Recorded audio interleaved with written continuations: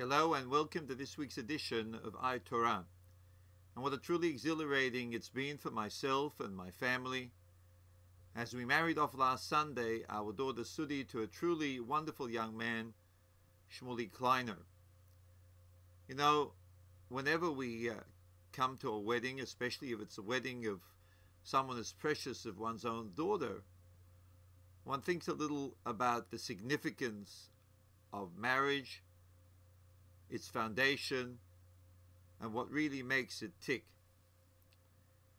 So let's first look a little at the Torah's perspective as to how a marriage is formalized. The Mishnah says in Kiddushin that a marriage can be formalized by one of three ways. Either by kesef, which means literally silver, but the passing of any item of value. Today we use a gold ring from the groom to the bride. Or it can be formalized through shtar, which means the writing of a legal document of commitment from the groom to the bride, signed by witnesses. Or it can be formalized by the groom and bride remaining in a room together, secluded, where outside are standing two witnesses. We call this bia. Now, although there are three methods of getting married, the one which we use today, or primarily use today, the one which is publicly witnessed by the entire community, is kesef, is literally silver, the passing of the item of value, the ring, from the groom to the bride. Truthfully, the other methods are also employed. The groom does write it commits himself to a legal document, the ksuva, in the presence of witnesses. That's done before the wedding ceremony. They also remain alone together in a room after the wedding ceremony, after the chuppah. We call that yichud, that's the bia. However, the primary method, and the method which is witnessed by the entire community, is what occurs under the chuppah, the passing of the ring from the groom to the bride, the kesef, the item of value. Now, as I explained, kesef means literally silver. However, it means something else as well. In Tanakh, in the Jewish Bible, we find that the word kesef also means a deep love and longing. Nichsof, nichsafti. The Lubavitcher Rebbe explains on this basis that the foundation of the Jewish marriage is not the contracts which are written between the groom and the bride. It's not even the physical contact between the groom and the bride.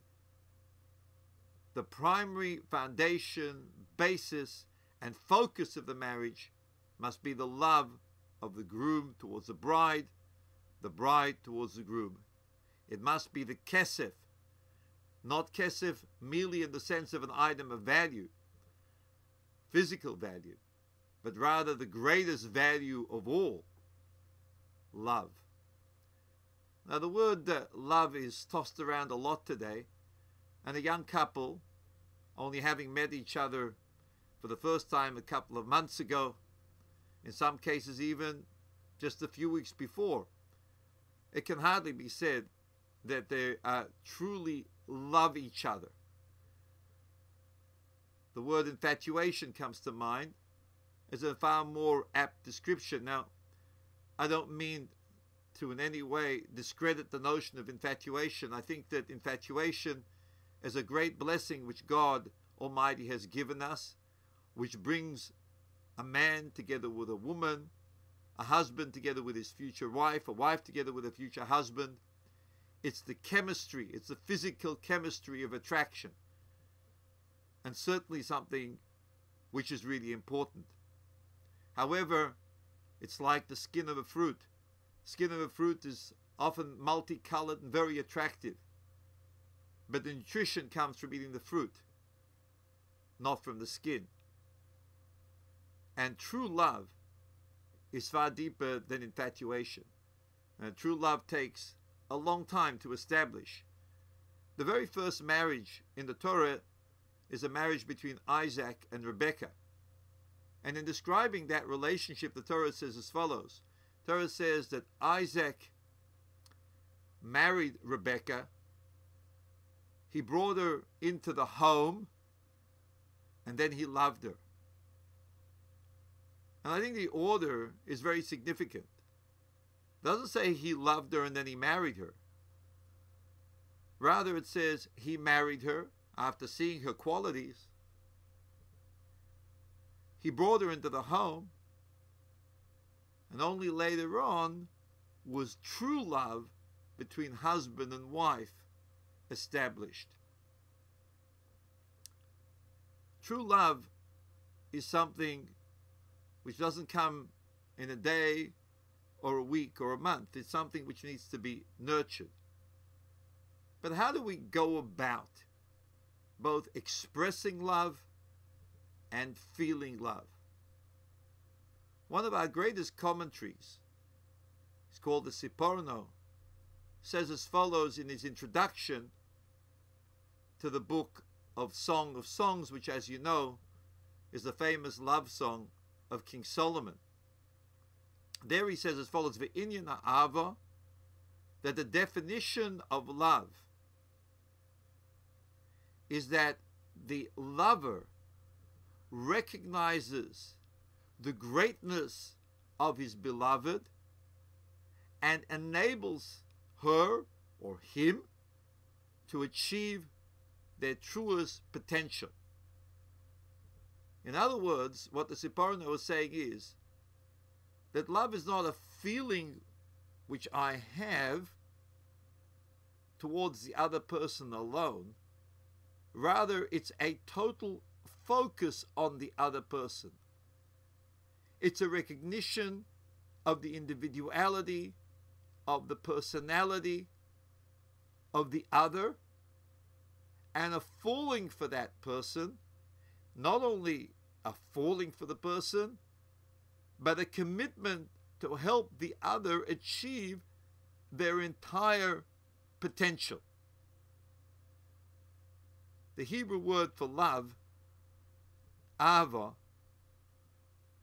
is based on the Hebrew two-letter root hav, which means give. It's not like so many people think today that love is all about the other person ticking my check boxes. Rather, it's you devoting yourself to the other person, both in terms of appreciating the other person, as the Siporno says, understanding the greatness of the other person, and in addition to that, enabling the other person to achieve their entire potential. Now the Rambam, Maimonides, when he speaks about how we're supposed to love God, because there's a mitzvah to love God, the Rambam says, well, how do you command a person to love God? You either love or you don't love. And the Rambam, in fact, explains that there are two methods. This is what he says in his Book of the Commandments. He says, first of all, it comes through thinking positively, constantly, about what God has done for us and the greatness of God. Secondly, it comes about making other people love God. And the same can be said in the relationship between two human beings. First and foremost, the love comes about thinking positively, constantly, about the qualities of the other person. And secondly, by getting other people to understand the greatness of your partner as well. God Almighty should bless this young couple, as well as all young couples everywhere, with a true love, which is the foundation of not only marriage, but of all good things in life. I wish you all Shabbat Shalom.